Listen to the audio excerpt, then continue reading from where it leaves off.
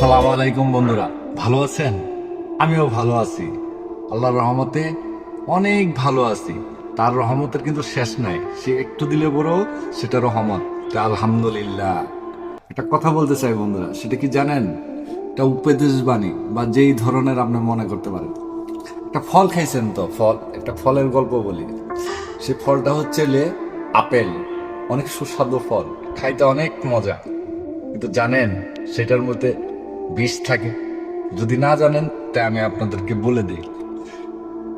আপেলের ফল 1 তোলা পরিমাণ যদি এটাকে পিষা হয়, অর্থাৎ কোনো কিছু দিয়ে এটাকে পিষে যদি রস বের করানো হয়, সেই রসটা হয়ে যায় কি জানেন? বিষ। আরেকটা কথা বলি, সেটা হচ্ছে মাছ অনেক সুস্বাদু খাবার।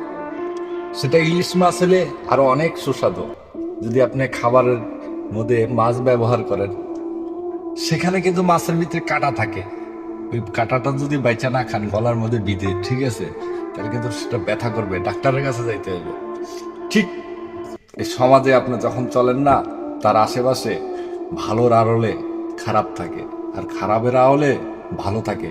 আপনাকে বেছে আপনারটা আপনার পকেটে রাখতে হবে।